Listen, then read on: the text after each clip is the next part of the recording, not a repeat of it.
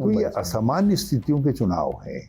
असामान्य स्थितियों के अंदर किसी योद्धा के हार जाने से या किसी पार्टी के हार जाने से वो पार्टी हारी नहीं मानी जाती है। 2022 में तो और ज्यादा विचित्र बात है कि भाजपा के सोशल मीडिया में एक अखबार छपा जिसमें कांग्रेस के हवाले से ये कहा गया कि कांग्रेस सत्ता में आएगी तो मुस्लिम यूनिवर्सिटी बनाएगी। इन झूठ को काउंटर करने में कांग्रेस पार्टी बार बार विफल क्यों रहती है?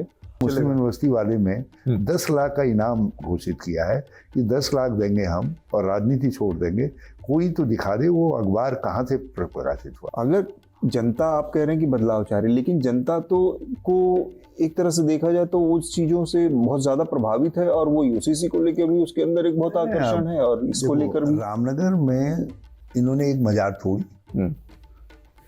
उसको हिंदू ज्यादा मानते थे, हिंदू उठ करके खड़े हो गए, उन्होंने विरोध किया। रिफॉर्म सिविल कोड लाया गया है, उसको लेकर भी बहुत सारी बातें, उसमें कई सारी चीजें तो असंवैधानिक। बेगानी शादी में अब्दुल्ला दीवाना, शादी होनी है मोदी जी की और अमित शाह जी की, लाना था तो common civil code central government लाएगी ना, तभी तो कॉमन सिविल कोड बनेगा सारे देश के लिए। ये तो टुकड़ा टुकड़ा कोड हो गया। हरीश रावत जो है वो अपने बेटे, अपने परिवार का भविष्य देख रहे हैं, एक बड़ा आरोप जो लगता है। दूसरी तरफ नरेंद्र मोदी हैं, वो कह रहे हैं कि पूरा भारत ही मेरा परिवार है। लोग कह रहे हैं कि भाई एक पूर्व मुख्यमंत्री थे, वरिष्ठ नेता थे, उनकी जरूरत पूरे प्रदेश में कम कैंपेन की थी, लेकिन वो चूंकि बेटे के चुनाव की वजह से वो हरिद्वार में फंस कर रह गए। और फिर पार्टी ने मुझसे कभी ये कहा नहीं कि आपको सब जगह कंपेन करना है। मैंने तो ये तर्क 2022 में दिया था कि मुझे चुनाव न लड़ाइए, मैं सारे राज्य में कंपेन करूंगा, पार्टी को सत्ता में लाऊंगा। तब मुझसे कहा गया नहीं आपको लड़ना है। जब चुनाव लड़ना ही वो है तो मैंने कहा इस बार मैं फिजिकली लड़ने की स्थिति में नहीं हूँ, मेरे बेटे को लड़ा दी। अब जब बेटे को लड़ाया है तो जिताना भी तो मैं पार्टी को ये भी नहीं कह सकता कि साहब आपने टिकट दिया है आप जाने, पर आपने बाकी 4 सीटों को तो भगवान भरोसे छोड़ दिया।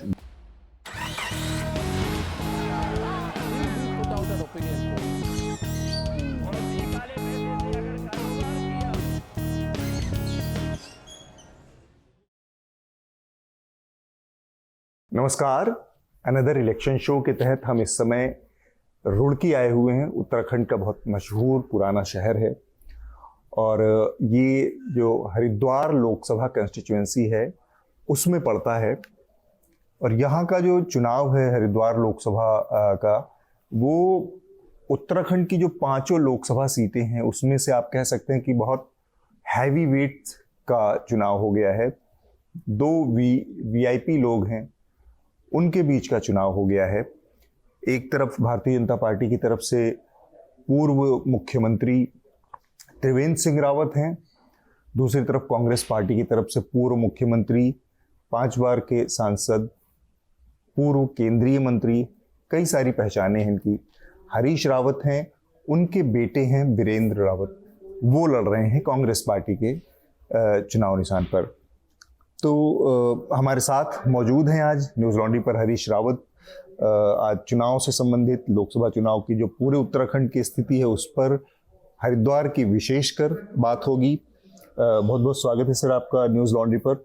बहुत धन्यवाद। तो मेरा जो पहला सवाल है सर कि त्रिवेंद्र या वीरेंद्र, क्या लग रहा है आपको दोनों में? खासकर जो मैं लोगों से सुन रहा हूँ, समझ रहा हूँ, और बहुजन समाज पार्टी ने जिस तरह से अपने तरफ से एक मुस्लिम उम्मीदवार को हरिद्वार की लोकसभा सीट पर उतारा है, उसके बाद से ऐसा लग रहा है कि वीरेंद्र रावत के रास्ते में कुछ अड़चने हैं। आपको क्या लगता है, एक नेता के तौर पर और एक पिता के तौर पर, दोनों स्तर? देखिए, जनता जब बदलाव का मन बना देती है तो वो सब अड़चने अपने आप पार करवाती है। तो जनता ने बदलाव का मन बना रखा है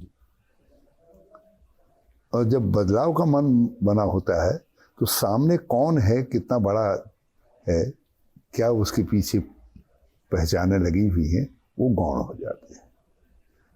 हम ऐसी स्थितियों से गुजर चुके हैं कि जब करीब करीब बहुत कम जान पहचान जिनकी थी, वो व्यक्ति भी क्योंकि बदलाव का मानस था लोगों का, तो हम उनसे भी चुनाव हार गए। तो इस समय भी महत्वपूर्ण बात यह है कि जनता का मन क्या है। जनता इस समय बदलाव के पक्ष में है, लोग तरस हैं, लोग उस मौके की तलाश में हैं जब वो भाजपा से छुटकारा पा सके। उनको लगता है कि बड़बोलापन बहुत हो गया है, लोगों को बहुत सारे सवाल अपने आप जो गांव में चर्चाएं होती उन चर्चाओं में उभर करके आ रहे हैं, वो भाजपा के लिए सब शुभ संकेत नहीं है। इसलिए त्रिवेंद्र सिंह जी की हार निश्चित है और बीरेंद्र की जीत उससे भी ज्यादा निश्चित स्वाभाविक आपको लग रहा तौर है? पर हाँ, होनी। आपने बहुत साफगोई से एक दो बातें कही हैं कि जब जनता ने मन बना लिया तो उसने आपको भी हरा दिया। आप एक वरिष्ठ नेता थे, मुख्यमंत्री रह चुके थे, फिर भी हरा दिया जनता ने। तो ऐसा है कि आपको लगता है इस बार बीजेपी के साथ थी, पर एक बात जरूर कही जा रही है कि हरीश रावत जो है वो अपने बेटे, अपने परिवार का भविष्य देख रहे हैं, एक बड़ा आरोप जो लगता है। दूसरी तरफ नरेंद्र मोदी हैं, वो कह रहे हैं कि पूरा भारत ही मेरा परिवार है। तो ये जो परिवारवाद का ये ठप्पा है या ये जो सवाल है, इससे कैसे पार पाएंगे आप? देखिए, जिसने ग्रस्त धर्म निभाया वही समाज धर्म भी निभा सकता है, राष्ट्र धर्म भी निभा सकता है। मैं ज्यादा इस पर टिप्पणी आगे नहीं करना चाहूंगा जी। मगर जो परिवारवाद है, परिवारवाद तब है जब आप का कोई कंट्रीब्यूशन ना हो, लेकिन सीधे आप परिवार की वजह से या पिता की या माँ की वजह से आप बड़े पद पर आ जाए। जैसे लंदन से एक सज्जन पढ़ के आए, दुष्यंत सिंह, वो सीधे एमपी का टिकट मिल गया क्योंकि वो वसुंधरा जी के बेटे थे। पंकज सिंह जी को सीधे सीधे टिकट मिल गया क्योंकि वो राजनाथ सिंह जी के बेटे थे, उनकी कोई पॉलिटिकल आइडेंटिटी नहीं थी। यदि और नाम ढूंढना है तो जैसा है, अमित शाह के बेटे की बात कर रहे हैं। अमित शाह जी के बेटे जो, उनका क्रिकेट में कोई नाम नहीं, कुछ नहीं, कंट्रीब्यूशन नहीं, लेकिन अमित शाह जी के बेटे थे, इसलिए क्रिकेट के करता धरता बन गए। तो ये है परिवारवाद। जब कोई राजनीति में हो और राजनीति में होते होते ये स्टेज में आए कि उसे टिकट मिल जाए, और तो वो परिवारवाद नहीं कहलाया जाना चाहिए, क्योंकि वो एक कार्यकर्ता के रूप में कार्यकर्ता का हक पा रहा है। तो बीरेंद्र रावत को भी कार्यकर्ता के रूप में काम करते हुए 25 साल हुए, और 15 साल से तो मेरे साथ हरिद्वार की सेवा कर रहे हैं। तो हरिद्वार भी उनके लिए अपरिचित नहीं है कि अचानक कहीं से आ गए हों।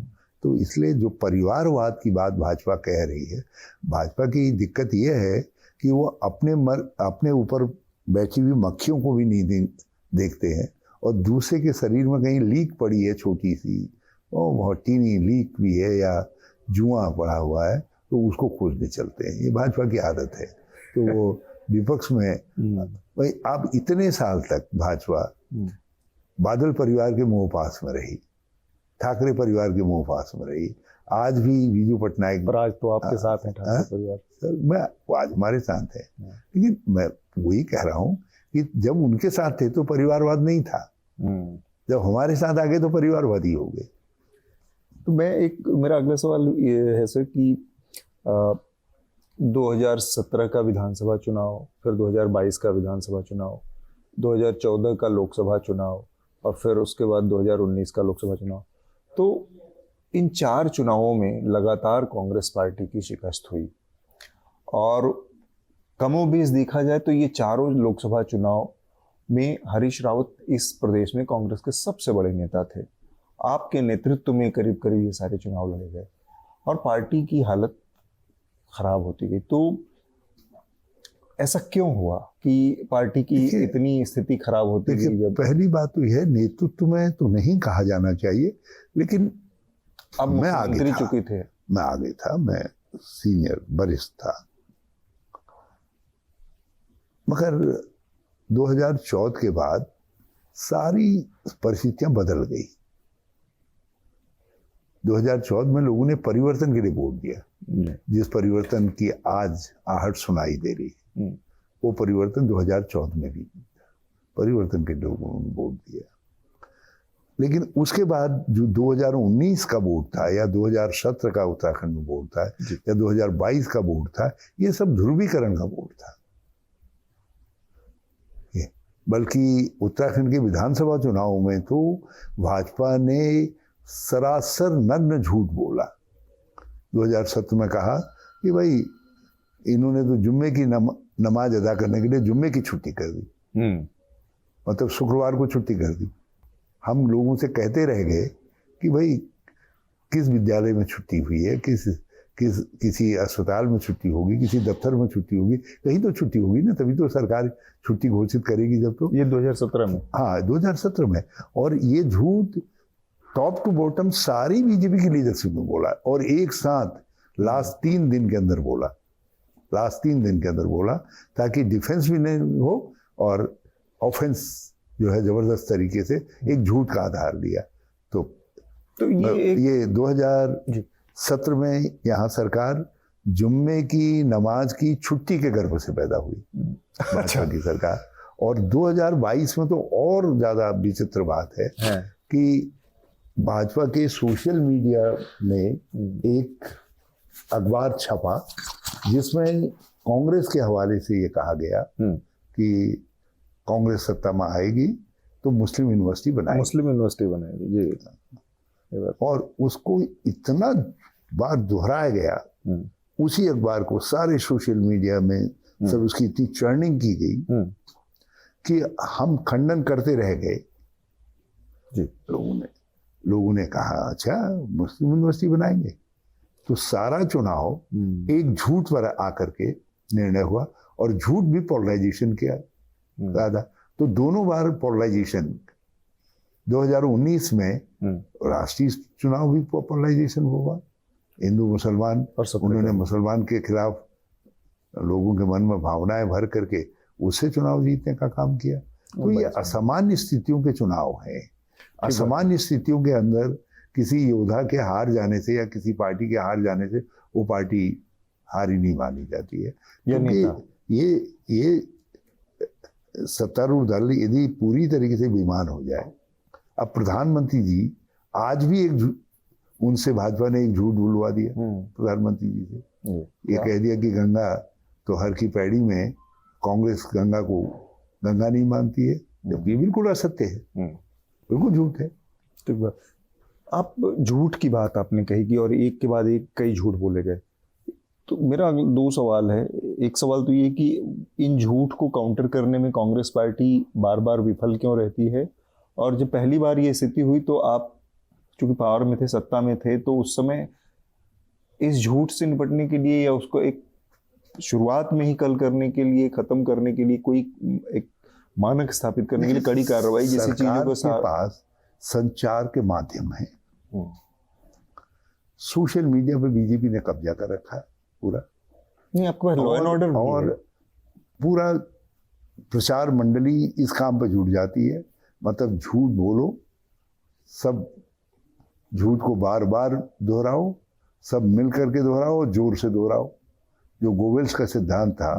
तो ये भाजपा को यूं ही गोवेल्स की संतान नहीं कहा जाता है, ये गोवेल्स के मानस पुत्र हैं बीजेपी वाले। और वो हम निरंतर देख रहे हैं कि झूठ गढ़ते हैं, सब मिल करके गढ़ते हैं, बोलते हैं और उसको उच्चारित करते हैं और लोग भ्रम में आकर के कर देते हैं। तो आप आज भी हमने मुस्लिम यूनिवर्सिटी वाले में 10 लाख का इनाम घोषित किया है कि 10 लाख देंगे हम और राजनीति छोड़ देंगे। कोई तो दिखा दे वो अखबार कहाँ से प्रकाशित हुआ, जिस सो कॉल्ड अखबार में वो कहते हैं बयान दिया गया। अच्छा, ये आपका दावा है, चैलेंज है। उसकी कहीं तो प्रिंट लाइन होगी, कहीं तो रजिस्ट्रेशन होगा, लेकिन नहीं, भाजपा चुप।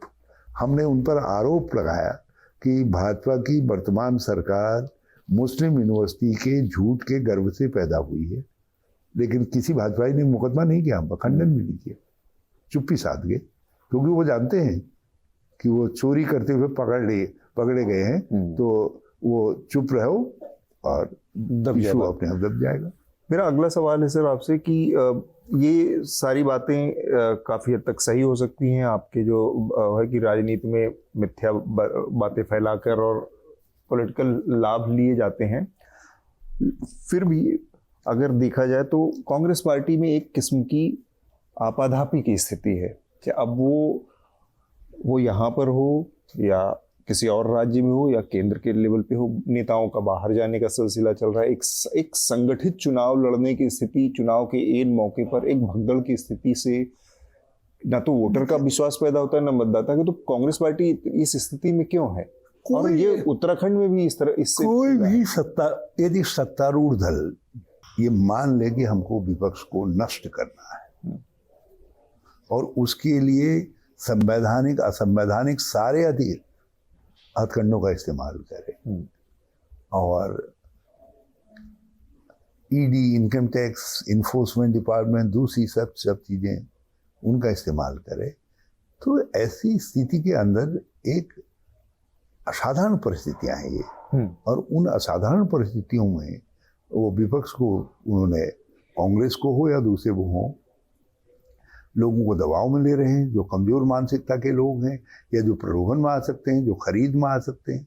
अब उत्तराखंड में हमारी सरकार को गिराने के लिए खुली खरीद फरोख्त की भाजपा ने, खुली खरीद फरोख्त की। तो ये जो भाजपा की खरीद फरोख्ती है इस तरीके की, और ईडी, इनकम टैक्स, सीबीआई, सरकारी मशीनरी का जो दबाव है, ये सब का असर है। तो लेकिन इससे कोई भगा, कांग्रेस में आपाधापी है वो नहीं है, कोई भगदड़ की स्थिति नहीं है, बल्कि मेरा मानना तो यह है कि तलछट जा रहा है और समुद्र की मौज है। तो तलछट जा रहा है, लेकिन उससे मतदाता के ऊपर तो मन पर तो असर पड़ता होगा। मतदाता भी समझ गया है, मतदाता महाराष्ट्र के बाद समझ गया है कि ये जो है भ्रष्ट कहते हैं, दबाव में आते हैं, लेते हैं, फिर उसको सरकार गिराने में उसका उपयोग करते हैं और बाद में उसको उपयुक्त कर देते हैं। जब तक वो दूसरी पार्टी में होता है तब तक भ्रष्ट कहलाता है, और जब भाजपा में जाता है तो बिल्कुल केस पेंडिंग चले जाता है, साफ पाक हो जाता है। मेरा सर, आपने एक सवाल किया, एक बात कही कि पोलराइजेशन के वोट थे दो, आपने 19 का जिक्र किया, 22 का जिक्र किया।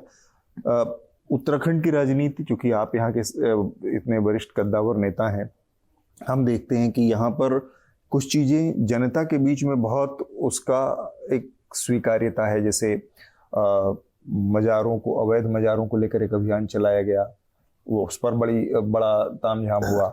यूसीसी जैसी चीज़ पास हुई इसी स्टेट में, इस राज्य में। तो जो कम्युनल और पोलराइजेशन की राजनीति है, या हम दंगे की बात करें जो हल्द्वानी में हुआ, इन सब चीज़ों के जरिए एक माहौल यहाँ पर निर्मित हो रहा है। अगर जनता, आप कह रहे हैं कि बदलाव चाह रही है, लेकिन जनता तो को एक तरह से देखा जाए तो उस चीजों से बहुत ज्यादा प्रभावित है, और वो यूसीसी को लेकर भी उसके अंदर एक बहुत आकर्षण है, और इसको लेकर भी। रामनगर में इन्होंने एक मजार तोड़ी, उसको हिंदू ज्यादा मानते थे, हिंदू उठ करके खड़े हो गए, उन्होंने विरोध किया।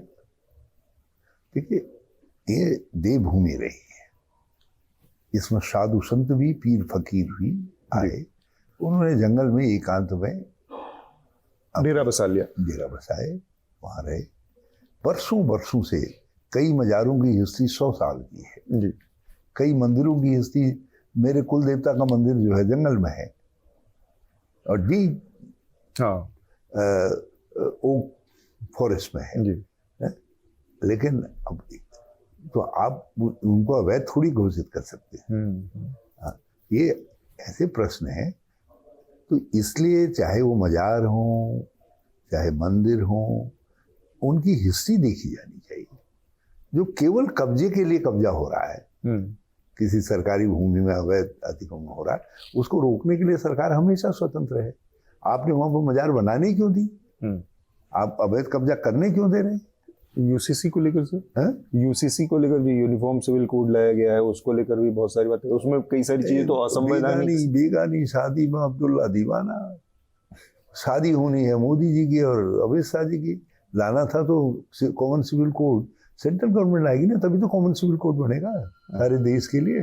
ये तो टुकड़ा टुकड़ा कोड हो गया है। आपने एक छोटे से राज्य को इसके लिए माध्यम बनाया।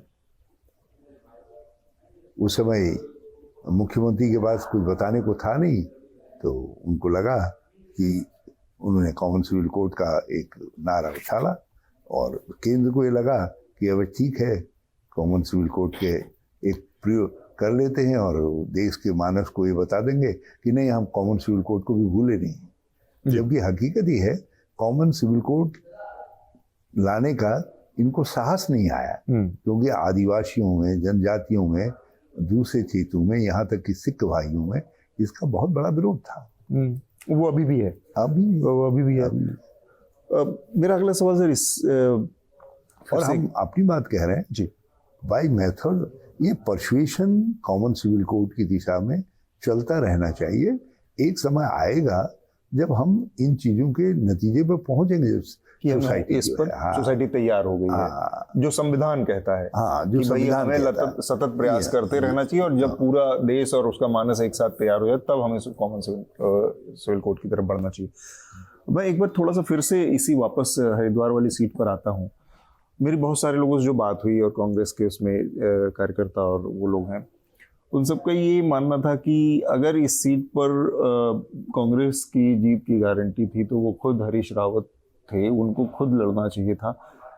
आपने क्या मतलब अब बेटे को स्थापित करना एक लक्ष्य और फिर राजनीति में बूट जो कहते हैं संन्यास लेना, टांग देना, उसकी तरफ कदम बढ़ा दिया? देखिए, एक समय आता है और फिर आप क्यों नहीं लड़ रहे हैं? अपने स्वास्थ्य के कारण होते हैं। मैं एक्सीडेंट हो गया था, रोड एक्सीडेंट हो गया था, तो मैं यहाँ का सांसद रहा और अति सक्रिय सांसद रहा।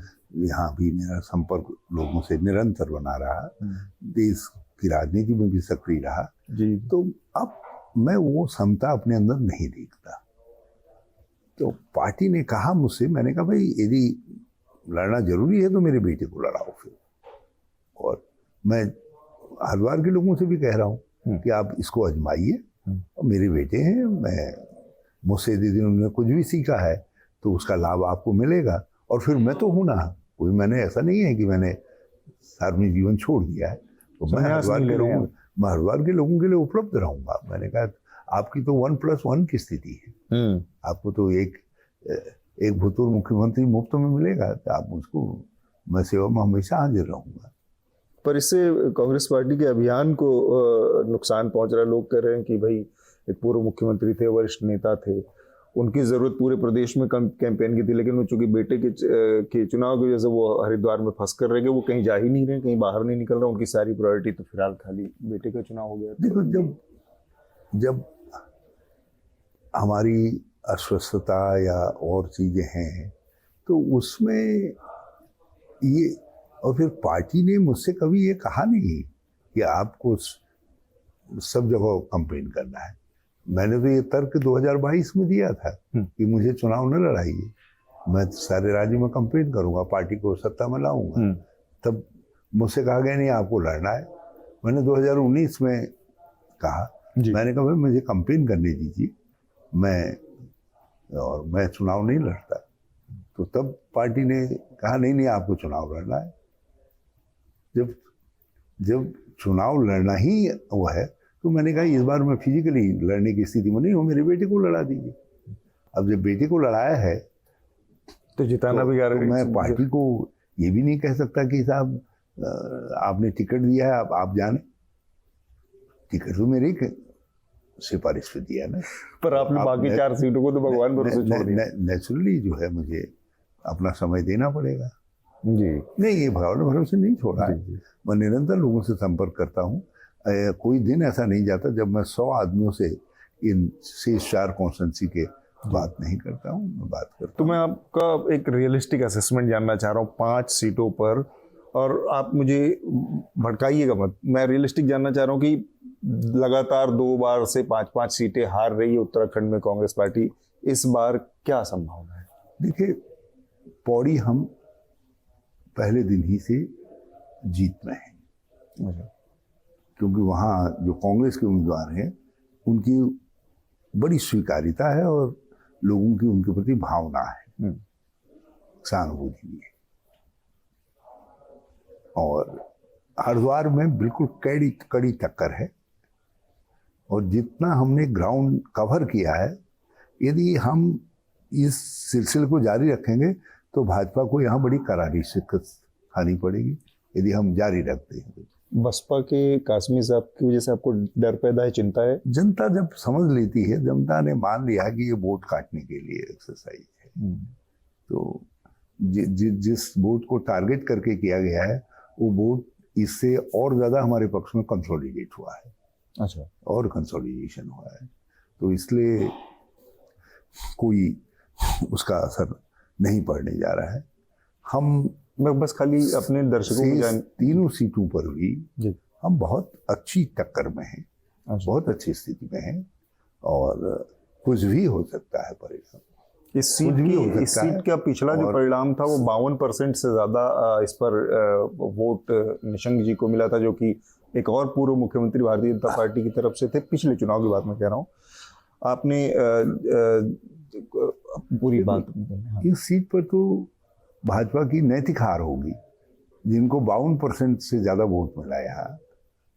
आपने उस व्यक्ति में अभी शारीरिक क्षमता है, young, still young, still lot of politics उनमें बची है, तो आपने उनको पीछे किया। But he was not one ticket. तो इसका मतलब है आपने मान लिया कि उनमें जीतने की कैपेसिटी नहीं थी, वो उनके साथ हार निश्चित थी, तो आप नए चेहरे को लाए हैं।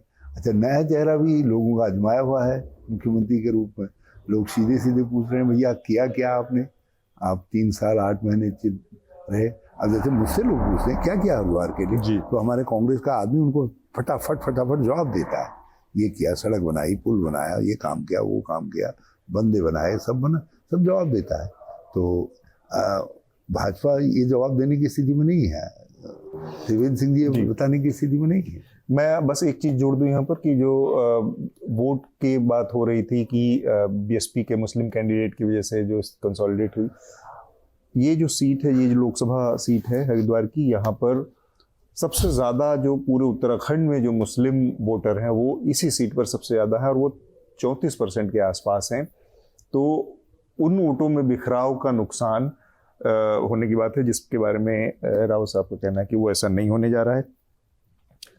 थोड़ा सा मैं राष्ट्रीय उसकी बात करूँ, आप ही का एक इंटरव्यू देख रहा था मैं 6-7 महीने पहले का, और आपने कहा था इंडिया अलायंस को लेकर कि ये टीथिंग प्रॉब्लम होती हैं, शुरुआत में बहुत सारे लोग मिले हैं, सब सही हो जाएगा बाद में और हम लोग स्मूथ सेल कर जाएंगे और एक अच्छा टक्कर, एक अच्छा विपक्ष का गठबंधन मिलेगा। पर आज की स्थिति में हम देखें तो ऐसा कुछ नहीं हुआ। वो सारी के सारे दल अपना अपना राग लाप रहे हैं, अपनी अपनी दिशा में जा रहे हैं। तो इंडिया अलायंस का नहीं, ऐसा नहीं है। देखिए, ये एक भावनात्मक लड़ाई है, एक मैसेज की लड़ाई भी है।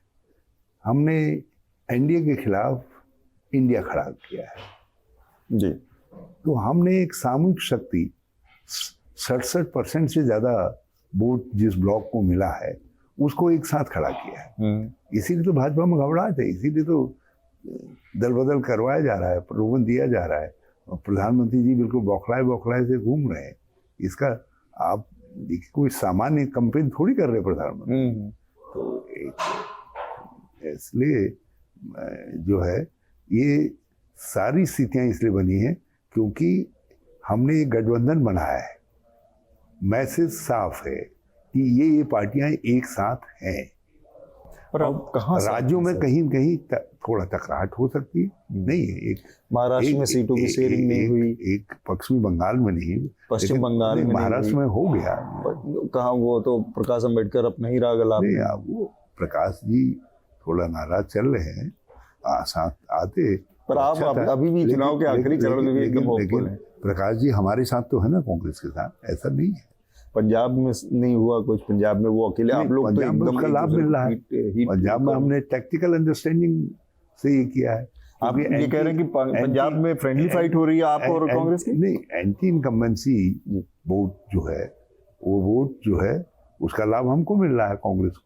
तो कांग्रेस जीत रही है वहाँ, तो हम, और यदि हम, यही तो मैं कह रहा हूँ कि वहाँ पर आप लोग लड़ रहे हैं, एक दूसरे को हराने में लगे, एक साथ होते तो हो सकता है एंटी इनकम्बेंसी वोट का लाभ भाजपा को मिल जाता, उनको प्राणवायु मिल जाती। तो हमने तो कहा हमने अब वहाँ लड़ाई हर हालत में आप और कांग्रेस के बीच में है। हाँ, तो जिस चीज को आप लोग एक तरफा बना सकते थे उसमें लड़के आप लोगों ने संभावना बीजेपी के लिए क्यों नहीं हो रहा था ना, एक तरफा नहीं हो रही थी ना। अच्छा, तो यही लेकिन दिल्ली में हो रही है, हाँ। दिल्ली में इसलिए हमने अलायंस किया, बंगाल में से और हमने घाटे के साथ भी अलायंस किया। अच्छा, बंगाल में भी यही स्थिति है। बंगाल में जो है, यदि हमारा अलायंस होता है तो जो एंटी तृणमूल वोट है वो भाजपा को चला जाएगा सारे का सारा। तो कम से कम जो कांग्रेस का वोट परसेंट जितना भी है वो हमारे साथ बढ़ा रहेगा, तो इसका लाभ भाजपा को नहीं मिलेगा। अच्छा, हाँ, पर ये भी तो हो सकता था कि आपका वोट टीएमसी को जाता है या उनका आपको आता है। एंटी तृणमूल वोट के हम 3 क्लेमेंट हैं। मैं वही तो कह रहा हूँ, लेकिन ये तो स्थिति हो सकती थी। हम और बीजेपी का करीब करीब वोट बैंक एक है बंगाल के अंदर। तो जो एक है बंगाल के अंदर एंटी कम्युनिस्ट वोट, एंटी ममता वोट, तो वो वोट हम बांटेंगे और भाजपा को नुकसान होगा। इसीलिए तो भाजपा जो है बंगाल में भी बौखलाई हुई है।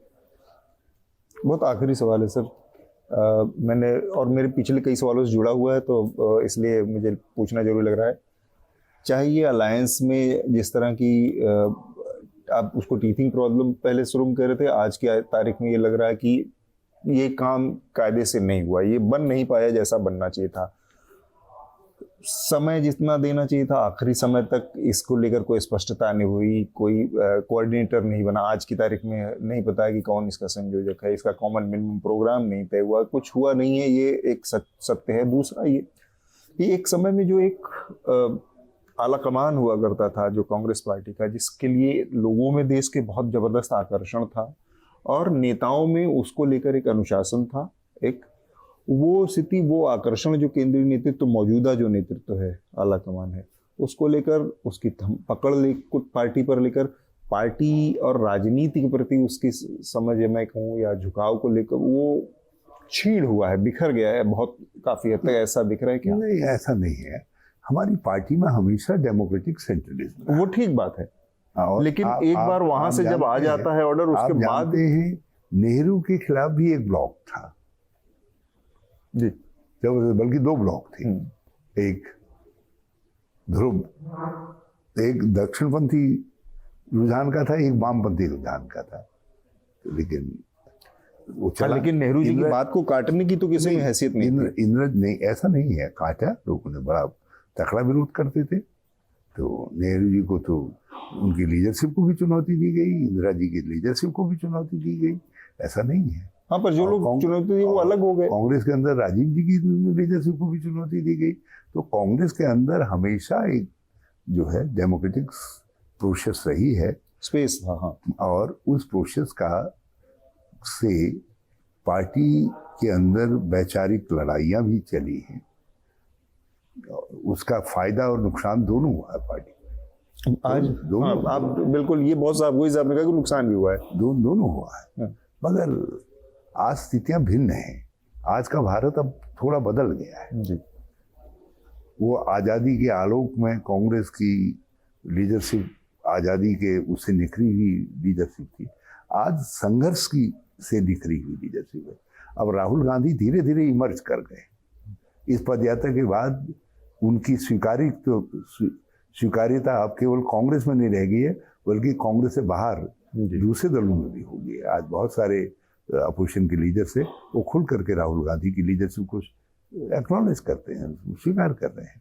तो ये एक लक्षण है कि हम फिर मजबूत नेतृत्व तैयार कर रहे हैं, और इसको एक झटके की जरूरत है, एक झटका चाहिए। यदि ये झटका 2024 में लग गया, यदि राहुल गांधी जी के नेतृत्व में हम जो इंडिया अलायंस है वो 250-300 की संख्या को पार कर जाता है, तो भाजपा दे गई। तो आपको ये उम्मीद है कि ऐसा हो सकता है? बिल्कुल हो सकता है। एक बड़ा हिस्सा भाजपा में भी ये चाहता है कि ऐसे कोई लोगों से आपकी बात होती है, ऐसा कुछ हो, क्योंकि लोग जो एक न्याय केंद्रीकरण हो गया ना, सत्ता 1-2 हाथों में केंद्रीकृत हो गई है।